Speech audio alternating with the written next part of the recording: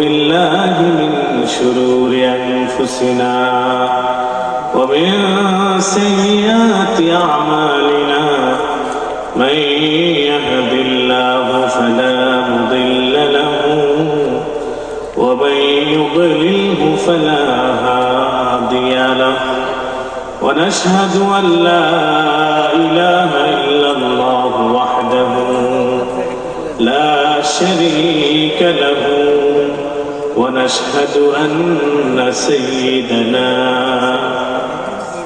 وسندنا وحبيبنا وحبيب ربنا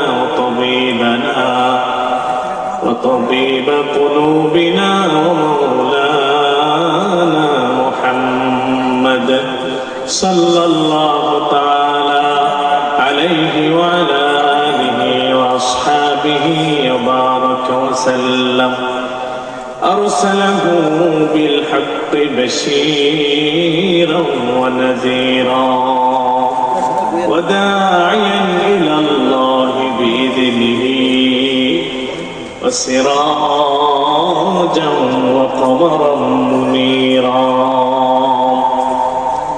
أما بعد فأعوذ بالله من الشيطان الرجيم بسم الله الرحمن الرحيم ثم رددناه أسفل سافلين إلا الذين آمنوا وعملوا الصالحات فلهم أجر غير ممنون فما يكذبك بعد بالدين أليس الله بأحكم الحاكمين وقال تعالى إن الله وملائكته يصلون على النبي يا أيها الذين آمنوا صلوا عليه وسلموا تسليما اللهم صل على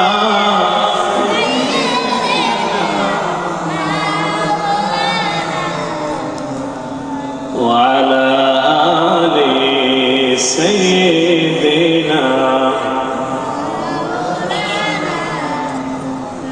محمد اللهم صل على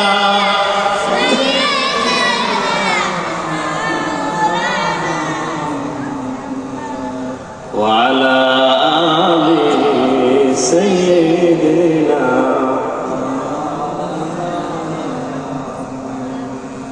হে রাসূল বুঝি না আমি রেখেছো বেঁধে মোরে কোন সুতোয় তুমি রেখেছো বেঁধে মোরে কোন সুতোয় আল্লাহুম্মা সাইয়্যিদিনা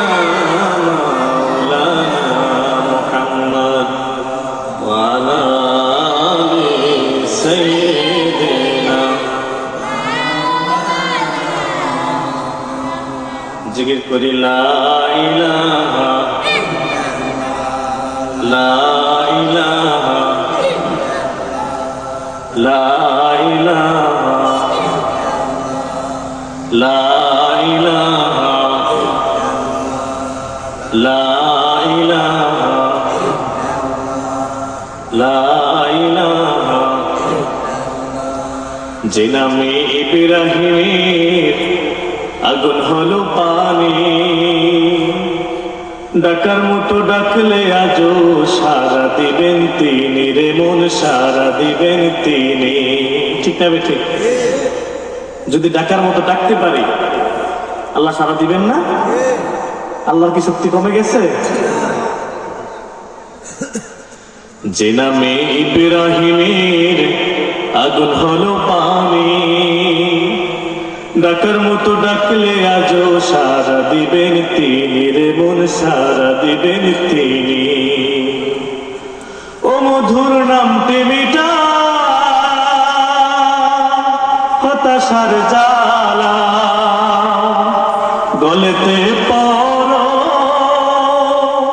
ও নামের মালা, ও নামের তুলনা মিলে না মিলে না, ও নামের তুলনা হবে না হবে না, তুলনা নাই নাই নাই, তুলনা নাই নাই নাই। সবাই এসো না আল্লাহর নামে গান গাই, এসো না মন প্রাণ জুড়াই, এসো না মন। আল্লাহু আকবার বলো, আল্লাহু আকবার, আল্লাহু আকবার বলো, আল্লাহু আকবার, আল্লাহু আকবার বলো, আল্লাহু আকবার, আল্লাহু আকবার বলো। আলহামদুলিল্লাহ। শুকরিয়া আদায় করলাম কার? শুকরিয়া আদায় করবো কার? একটা আওয়াজ দিয়ে বলবেন, কার আদায় করবো? সকল ক্ষেত্রে শুকরিয়া আদায় করবো কার? সম্মানিত উপস্থিতি, সালাতুল ইশা নামাজের পরে আজকের এই মাহফিলের দ্বিতীয় পর্ব শুরু হয়েছে। দাওয়াতি মেহমানরা আসবেন, কোরআন ও হাদিস থেকে আলোচনা পেশ করবেন। আপনারা শুনে বাস্তব জীবনে আমল করবেন, এই নিয়তে এসেছেন এবং যারা আসবেন এই নিয়তে আসবেন ইনশাআল্লাহ। আল্লাহ চাহে তো আমাদেরকে যদি কবুল করেন, এই উসিলা আমাদেরকে নাজাত দিতে পারে। যারা এখানে এসেছি প্রত্যেকে মহান মুনিবের দরবারে শুকরিয়া আদায় করে বলে আলহামদুলিল্লাহ। সম্মানিত উপস্থিতি, যারা আছি জান্নাতের বাগানে আছে, এতে কোনো সন্দেহ নাই। আছে জান্নাতের বাগান। আল্লাহ রাসূল সাল্লাল্লাহু আলাইহি ওয়াসাল্লাম বলেছেন যে দুনিয়াতে জান্নাতের বাগান হচ্ছে মসজিদ। কোনটা? এছাড়া আরো কিছু জান্নাতের বাগান হবে যেগুলো হচ্ছে যেখানে কোরআন ও হাদিসের আলোচনা হয়। যে মজমাগুলোতে কোরআন ও হাদিসের আলোচনা হয় সেগুলো হচ্ছে জান্নাতের বাগান। সেটা কোনো সন্দেহ আছে নাকি? এখানে তো দুনিয়ার কোনো কথা হয় না, দুনিয়ার কোনো বেহিসাবি ফাহিসা কোনো কথা তো এখানে হয় না। হয় এখানে হয় কোরআন হাদিসের কথা, যে কথাগুলো বললে প্রত্যেক কথায় প্রত্যেক অক্ষরে অক্ষরে নেক লেখা হয়। সুবহানাল্লাহ। কি লেখা হয়? আল্লাহ রাসূল বলেন দুনিয়াতে এমন কিছু মজমা হবে যেখানে কোরআন ও হাদিসের আলোচনা হবে। ওই আলোচনার জায়গাগুলা, মজমাগুলা আল্লাহ রাব্বুল ইজ্জত ওয়া জালাল জান্নাত হিসেবে ঘোষণা করেছেন। সুবহানাল্লাহ। দুনিয়ার জান্নাত। এখানে এই আলোচনা যখন চলে এর চতুর্পাশে রহমতের ফেরেশতারা বেষ্টনী দিয়ে রাখে। সুবহানাল্লাহ। কি রাখে? বেষ্টনী দিয়ে রাখে। নেক লেখা হইতে থাকে, রহমতের ফেরেশতারা রহমত বর্ষণ করতে থাকে। সুবহানাল্লাহ। যারা আছি আমরা রহমতের ছায়াতলে আছি, ঠিক না? আমাদের চতুর্পাশে রহমতের ফেরেশতারা আছে, আমরা রহমতের ছায়াতলে আছি। আল্লাহ রাব্বুল ইজ্জত ওয়াল জালাল আমাদেরকে আসার বসার তৌফিক এনায়েত করেছেন। এই কারণে সবাই শুকরিয়া আদায় করি আলহামদুলিল্লাহ। দু জাহানের সরদার মুহাম্মদুর রাসূলুল্লাহ সাল্লাল্লাহু আলাইহি ওয়াসাল্লাম উম্মতের কান্ডারি, উম্মতের কান্ডারি, মানবতার মুক্তির দূত, দু জাহানের সরদার মুহাম্মদুর রাসূলুল্লাহ সাল্লাল্লাহু আলাইহি ওয়াসাল্লামের উম্মত হিসেবে আল্লাহ দুনিয়াতে পাঠিয়েছেন। এই কারণে আরেকবার শুকরিয়া আদায় করি আলহামদুলিল্লাহ। আরেকটু জোরে বলতে পারেন আলহামদুলিল্লাহ। আলহামদুলিল্লাহ বলে গুনাহ হবে? নেক লেখা হবে। আল্লাহর নিয়ামতের শুকরিয়া যত বেশি আদায় করবেন আল্লাহ বলেন কোন বান্দা যদি আমার নিয়ামতের শুকরিয়া আদায় করে, আমি নিয়ামতের শুকরিয়া আদায় করার কারণে তার নিয়ামত 10 গুণ বাড়ায় দিই। সুবহানাল্লাহ। কয় গুণ বাড়ায় দেন? আমরা আদায় করি একবার, বারে কয়বার? 10 বার। সৌভাগ্য না? এমন আল্লাহ গুণগান গাইতে পারি না? হৃদয়ের সর্বোচ্চ আওয়াজ দিয়ে আরো একবার শুকরিয়া আদায় করি, বলে আলহামদুলিল্লাহ। পয়গম্বর মুসা আলাইহিস সালামের যুগে একটা ঘটনা বলি। নিয়ামতের শুকরিয়া আদায় করলে কি লাভ, এটা হয়তো আমরা এখন বুঝি না, অনেক সময় আবার আল্লাহ তাআলা বোঝায় দেয়। তৎকালীন সময়ে যারা নিয়ামতের শুকরিয়া আদায় করত, দুনিয়াতে এটার ফল পেত। যারা নাফরমানি করত, ওইটার ফল দুনিয়াতেই। পয়গম্বর মুসা আলাইহিস সালাম মাঝে মাঝে আল্লাহর সাথে কথা বলার জন্য কোথায় যেতেন? তুর পাহাড়ে যেতেন। সংক্ষিপ্ত ভাবে বলি, পয়গম্বর মুসা একদিন যাওয়ার সময় এক ব্যক্তির সাথে দেখা হলো, যার হাত নাই পা নাই। ব্যক্তি ডেকে বলে, মুসা কোথায় যাও? বলে, আল্লাহর সাথে কথা বলার জন্য তুর পাহাড়ে যাই। বলে, মুসা তোমার আল্লাহকে একটা কথা জিজ্ঞেস করবা, আমার হাত নাই পা নাই, আমার হাত দ্বারা দুনিয়ার কোনো কাজ হয় না, আমার পা দ্বারা কোথাও হেঁটে যেতে পারি না। মুসা তোমার আল্লাহকে জিজ্ঞেস করবা, আমার মতো একটা মানুষকে আল্লাহ কেন দুনিয়াতে পাঠাইছে? আমার হাত নাই, হাত ছাড়া যে বিকলাঙ্গ, যার হাত নাই পা নাই, অনুষ্ঠান কি দাম? হাত থাকলে হাত দিয়ে কাজ করে খাইতাম, হাত দিয়ে বিভিন্ন কাজ করতে পারতাম, ঠিক না? পা থাকলে হেঁটে যেতাম, নিজের উপর নির্ভরশীল হয়ে চলতে পারতাম। বলে, মুসা আল্লাহকে জিজ্ঞেস করবা, আল্লাহ আমাকে কেন পাঠাইছে? মুসা একটু সামনে গেল, একটা মহিলার সাথে দেখা হলো। মহিলা ডেকে বলে, মুসা কোথায় যাও? বলে, তুর পাহাড়ে যা আল্লাহর সাথে কথা বলতে। বলে, মুসা আল্লাহকে জিজ্ঞেস করবা, আমার অভাব কেন দূর হয় না? আমি এক বেলা খাইলে আরেক বেলা খাইতে পাই না, অভাব দূর হয় না, কি হয় না? আল্লাহকে জিজ্ঞেস করবা, কি করলে আমার অভাব দূর হবে? মুসার একটু সামনে গেল, সামনে যাওয়ার পরে আরেক ব্যক্তির সাথে দেখা হলো। এ ব্যক্তির ধন সম্পদ বেশি, ধন সম্পদ বেশি হওয়ার কারণে সে ইবাদত বندگی করতে পারে না। বলে, মুসা কোথায় যাও? বলে, আল্লাহর সাথে কথা বলতে তুর পাহাড়ে যাই। বলে, মুসা আল্লাহকে জিজ্ঞেস করবা, কি করলে আমার ধন সম্পদ কমে যাবে? আমার ধন সম্পদ এত পরিমাণে হয়েছে যে ধন সম্পদের কারণে, ধন সম্পদের মায়ায় আমি নামাজ পড়তে পারি না, আমি আল্লাহর ইবাদত করতে পারি না। আছে না আমাদের সমাজে যারা ধনী মানুষ, বেশি বড় লোক হয়ে গেলে, বাড়ি গাড়ি হয়ে গেলে, এগুলোর টেনশন মাথায় থাকে, ঠিক না? এগুলা রক্ষণাবেক্ষণ করতেও তো মাথা খাটাইতে হয়, যে আমি যদি অমনোযোগী হই, এগুলা ছেড়ে যদি দূরে চলে যায়, তাহলে আমার এগুলা চলে নিয়ে যাবে, এগুলো লুটপাট করে খেয়ে ফেলবে, এই ভয় আছে না? এই টেনশনে সে ইবাদত করতে পারে না। ধন সম্পদ যার নাই, যার নাই তারও টেনশন, যার বেশি তারও টেনশন, ঠিক না? শেখ সাদি বলেন, দুই ব্যক্তির রাত্রেবেলা ঘুম হয় না। কয় ব্যক্তি? দুই ব্যক্তি, যে বেশি খায় আর যে খায় না। যে উপবাস থাকে, যে খায় না, সে পেটের ক্ষুধা, তার ঘুম আসে না। আর যে ব্যক্তি বেশি খায়, তার যন্ত্রণায় ঘুম আসে না। বেশি খাওয়ার কারণে গলা পর্যন্ত উঠে যায়, সে ছটফট করতে থাকে। তো ধন সম্পদ না থাকলেও জ্বালা, থাকলেও কি? তো মুসা আল্লাহর সাথে কথা বলে ফিরে আসার সময়, যাওয়ার সময় শেষ ব্যক্তি, আসার সময় প্রথম ব্যক্তি। বলে, মুসা আল্লাহকে কি বলছো? আল্লাহ কি বলছে? আমার ধন সম্পদ কি করলে কমবে? আল্লাহ বলছে, বান্দা তোমাকে বলছে আল্লাহর না শুকরিয়া করতে। যদি আল্লাহর না শুকরিয়া করো, নিয়ামতের শুকরিয়া আদায় না করো, তোমার ধন সম্পদ এমনিতে কমে যাবে। ধন সম্পদ এমনিতে কমে যাবে, তুমি না শুকরিয়া করো।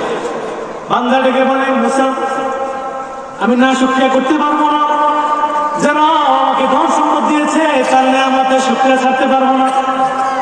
আমি শুকরিয়া আদায় করতে থাকবো, আমার ধন সম্পদ বাড়লে পারো, আমি আল্লাহর শুকরিয়া ছাড়তে পারবো না। সাল্লাম অনেক ধন সম্পদের অধিকারী ছিলেন, ঠিক না? আল্লাহ ধন সম্পদ দিয়ে মানুষ কি করে? পরীক্ষা করে যে বান্দা তোকে ধন সম্পদ দিলাম, তুই ধন সম্পদ পায়া আমি আল্লাহকে ভুলা যাস কিনা। ঠিক সুলাইমান আলাইহিস সালাম দেওয়ার আগে এরকম পরীক্ষা করছিল যে সুলাইমান আলাইহিস সালাম ধন সম্পদ পায় আল্লাহরে ভুলে যাবে, কিন্তু ভুলে নেয়, বুঝছে?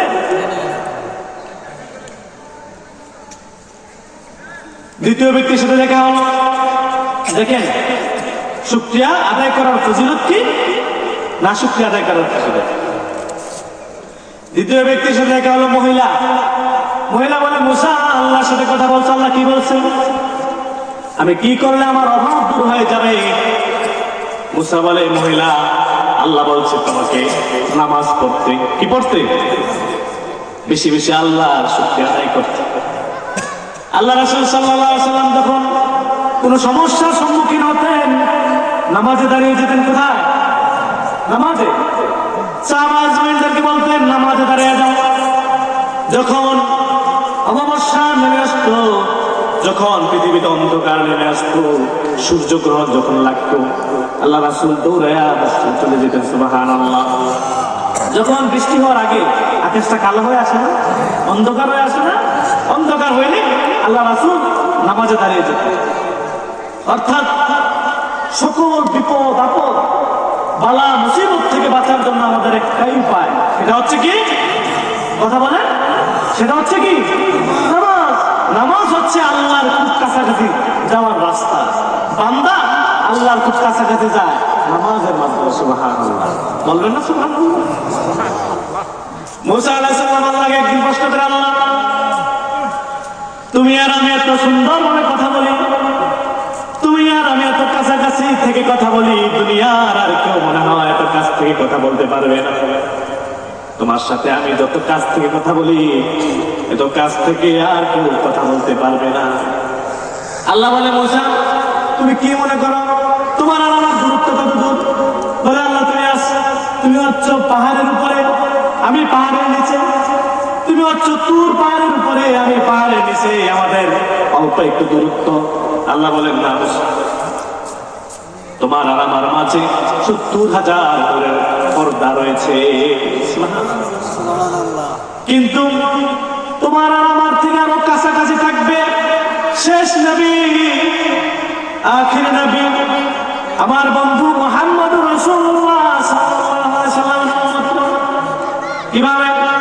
তারা যখন নামাজ পড়বে, নামাজে দাঁড়াবে, নামাজে দাঁড়িয়ে আমরা কার সাথে কথা বলি? কথা বলে কার সাথে কথা বলি? আল্লাহর সাথে কথা বলি। নামাজে দাঁড়াই, নামাজে দাঁড়িয়ে আল্লাহু আকবার যখন শুরু করি, প্রশংসা কার করি? আল্লাহ সবচেয়ে বড়। নামাজে দাঁড়িয়ে প্রত্যেক রাকাতের শুরুতে সূরা ফাতিহা পড়ি। সূরা ফাতিহার মধ্যে আল্লাহর প্রশংসা, আলহামদুলিল্লাহি রাব্বিল আলামিন। সমস্ত প্রশংসার মালিক কে? আল্লাহ রাব্বিল আলামিন। বলছেন আলহামদু, সমস্ত প্রশংসা, লিল্লাহি, আল্লাহর জন্য, আল্লাহকে। তারপরে তাফসীর করে রাব্বিল আলামিন, যিনি সমস্ত জগতের রব। সমস্ত জগতের কি? লিল্লাহি, আল্লাহর জন্য। রাব্বিল আলামিন বললেন যিনি সমস্ত জগতের রব। প্রশ্ন থাকে না আল্লাহকে রব? রব হচ্ছেন তিনি যিনি বান্দার কি প্রয়োজন, কি লাগবে, কখন লাগবে, পুঙ্খানুপুঙ্খানু যা খোঁজ খবর রাখে, তিনি হচ্ছেন আমাদের রব। নামাজে দাঁড়ায় বান্দা প্রশংসা করে কার? কার প্রশংসা করে? আর রহমানির রহিম, আল্লাহ রহমান রহিম। মালিক ইয়াউমিদ্দিন, তিনি বিচার দিনের স্বামী, যিনি বিচার দিনের মালিক। বিচার দিনে একমাত্র কর্তৃত্ব, নেতৃত্ব থাকবে একমাত্র একজনের। তিনি কে? তিনি কে?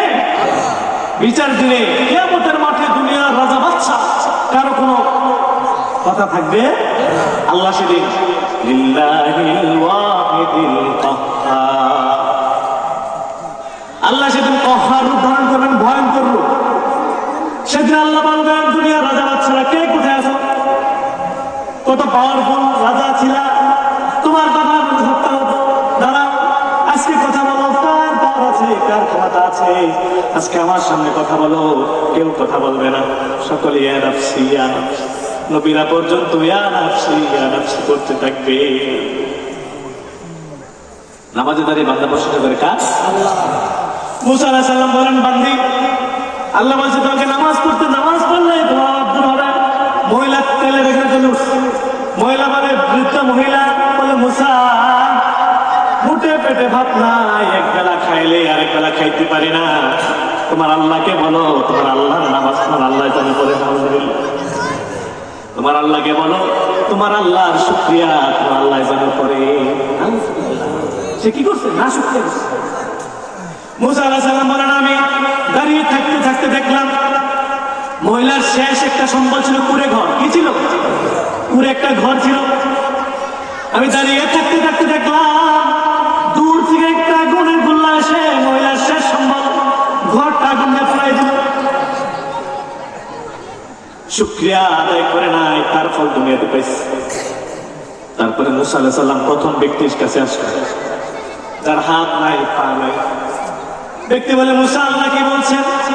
আমার হাত নাই পা নাই, আল্লাহ কি বলছে? কেন আমাকে দুনিয়াতে পাঠাইছে? মুসা বলে, পঙ্গু ব্যক্তি শোনো, আল্লাহ দুনিয়াতে কোনো কিছু অযথা বানায় নাই। অযথা কিছু বানাইছে? আল্লাহ দুনিয়াতে অযথা কিছু বানায় নাই, তোমারও অযথা বানায় নাই। তো কি বল? আল্লাহ আমারও অযথা বানায় নাই, আমার মতো একটা বন্ধু মানুষ কি কাজে বানায়? বলে, শোনো, আল্লাহ তোমাকে বানাইছে, তোমার বডির মাপে জাহান্নামের একটা ছিদ্র রাখছে। কিয়ামতের মাঠে হিসাব নিকাশের পরে জান্নাতীরা জান্নাতে চলে যাবে, জাহান্নামীরা জাহান্নামে যাবে। জাহান্নামের যে ছিদ্রটা আছে তোমার বডি দিয়ে আল্লাহ ওই ছিদ্রটা মারবেন। এই কথা বলার পরে ওই পঙ্গু ব্যক্তি বলে, আলহামদুলিল্লাহ। কি বলছে? মুসা আলাইহিস সালাম রাগী মানুষ, মুসা রেগে গেছে, বলে, ব্যক্তি তুমি তো পঙ্গু মানুষ, তোমার তো এটা খুশির সংবাদ না। আল্লাহ তোমাকে জাহান্নামের ছিদ্র মারবেন তোমার বডি দিয়ে, এটা তোমার খুশির সংবাদ? এটা দুঃসংবাদ, তুমি আলহামদুলিল্লাহ কেন বলছো? ব্যক্তি বলে, পয়গম্বর মুসা শোনো, আল্লাহ দুনিয়ার সকল কিছু আল্লাহ দুনিয়ার কাজের জন্য বানাইছে। আমি একটা পঙ্গু মানুষ, হাত নাই পা নাই, আমাকে আল্লাহর কাজের জন্য বানাইছে। বুঝাচ্ছে? আল্লাহ দুনিয়ার সবকিছু দুনিয়ার কাজের জন্য বানাইছে, আমি পঙ্গু, আমার আল্লাহর কাজের জন্য বানাইছে। কেন আলহামদুলিল্লাহ বলছে?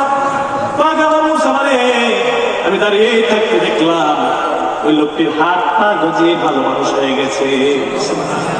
এটা কি মানে আল্লাহ শুকরিয়া আদায় করলে আল্লাহকে দিতে পারে না? আমাদের দেশে হয় না, ছেলে মেয়ে হয়ে যায় না, মেয়ে ছেলে হয় না, এমন অলৌকিক ঘটনা আছে না? তাহলে মুসা বলে যে আমি দাঁড়িয়ে থাকতে দেখলাম যে তার হাত পা গজে ভালো মানুষ হয়ে গেছে। তাহলে আমাদের কি করতে হবে? নেয়ামতের শুকরিয়া আদায় করতে হবে, নেয়ামতের শুকরিয়া আদায় করতে হবে। যে আলোচনা ছিলাম, দীর্ঘ আলোচনা, তাফসীর করলে অনেক সময় লাগবে। সূরা ৩-এর আলোচনা করছিলাম। কিসের আলোচনা? ৩-এর আলোচনা সংক্ষিপ্তভাবে শেষ করে দেই। আল্লাহ বলছেন মানুষকে বানাইছে মহাব্বত করে, মানুষকে আবার নিম্ন থেকে নিম্ন স্তরে নিয়ে আসবেন।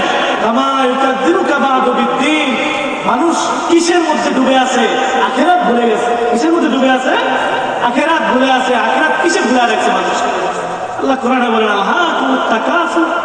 দুনিয়ার প্রাচুর্য, দুনিয়ার ধন সম্পদের লোভ তোমাকে আল্লাহ থেকে কি করছে, বেমালুম করে রাখছে, কিন্তু এতটুকু ওই পর্যন্ত থাকবে, হাত্তা যুরতুমুল মাকাবির, যতক্ষণ না তুমি কবরে না যাইবা ততক্ষণ দুনিয়ার লোক আমাদের থাকবে, ঠিক না? আল্লাহ বলছেন, তো বলছেন কি, আলাইসাল্লাহু বিআহকামিল হাকিমিন, আল্লাহ হচ্ছেন সকল বিচারকের বিচারক। আহকামুল হাকিমিন, আল্লাহর উপরে কি নাই কোনো বিচারক নাই, দুনিয়াতে নাই, আখিরাতে নাই, কোনো জগতেই। আল্লাহ হচ্ছে সবচেয়ে বড় বিচারক, সবচেয়ে বড় বিচারক আল্লাহ। মানুষকে সুন্দরভাবে বানাইছে, তো আল্লাহ যে মানুষকে সুন্দরভাবে বানাইছে, একটা ছোট্ট ঘটনা বলে শেষ করি। বাগদাদের একটা ঘটনা, বাগদাদের এক বাদশা, সে একটা বিয়ে করছে, আরেকটা বিয়ে করছে। আগের জামানার এটা স্বাভাবিক ছিল, কয়েক বিয়ে করছে না রাজা বাদশা।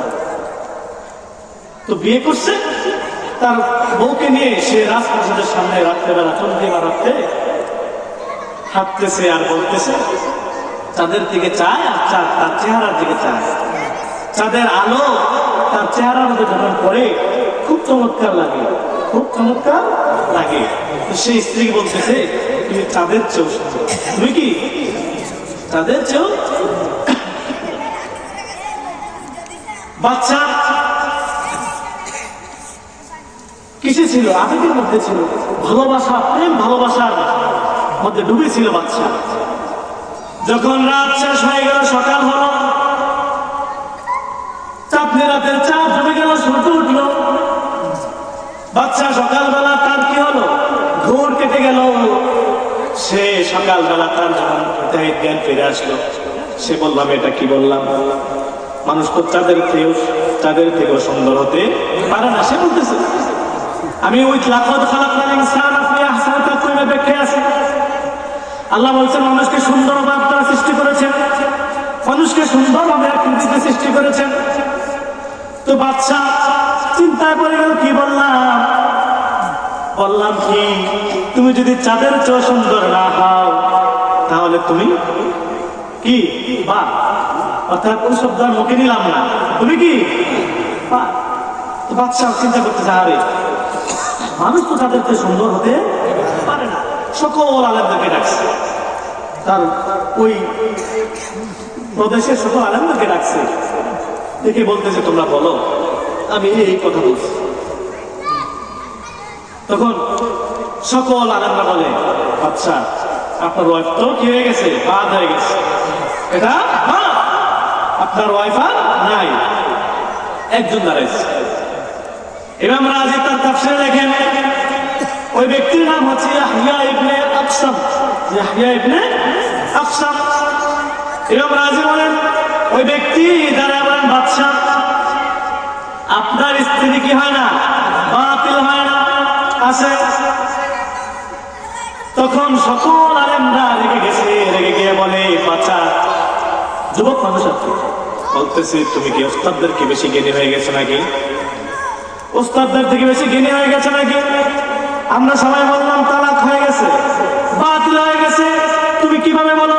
বলো আমি বলি না, এটা আল্লাহর কথা, আমি আমার দুনিয়াবি কোনো জ্ঞান দিয়ে বলি না, তালাক হয় না, বাতিল হয় না, এটা আল্লাহর কথা। কার কথা? আল্লাহর কথা। বলো কোরআন দলিল। তখন ইমাম রাজি লেখেন, এই দলিলের মধ্যে সূরা ৩-এর এই আয়াত টেনে আনছেন, লাকাদ খালাকনাল ইনসানা ফি আহসানি তাকওয়িম। আল্লাহ বলেন, মানুষকে আল্লাহ এত সুন্দরভাবে বানিয়েছেন, পৃথিবীতে আর কোন প্রাণী আর কোন সৃষ্টিকে আল্লাহ এত সুন্দর করে বানায় নাই। তাহলে শোনেন, আল্লাহ এত সুন্দর করে বানাইছে, চাঁদের চেয়েও মানুষ সুন্দর, ঠিক না? সূর্যের থেকেও মানুষ সুন্দর। আল্লাহ যেহেতু ঘোষণা দিছে অন্য কাউকে এত সুন্দর করে বানায় নাই, তাহলে দলিল তো আল্লাহর কোরআন। সুবহানাল্লাহ। সবার ভুল ভেঙে গেছে, সবার ভুল ভেঙে গেছে। তাহলে মানুষ সবচেয়ে সুন্দর আল্লাহ বানাইছে, তাহলে আমাদের কি করতে হবে? সুন্দর কাজ করতে হবে। সুন্দর কাজ, আমরা সুন্দর কাজ করব, নামাজ, রোজা, হজ, যাকাত, ভালো কাজ, আমল সালিহা, ইল্লাল্লাযিনা আমানু ওয়া আমিলুস সালিহাত। ঈমান আনবো, ইমান আনার মতো আনবো, আমলে সলিহা ভালো কাজ করবো। রাজি আছেন না? রাজি আছেন তো ইনশাআল্লাহ? ভালো কাজ করতে রাজি নাই? আল্লাহ রাব্বুল ইজ্জত ওয়াল জালাল আমাকে আপনাদের কেমন করার জন্য সবাই বলে আমিন।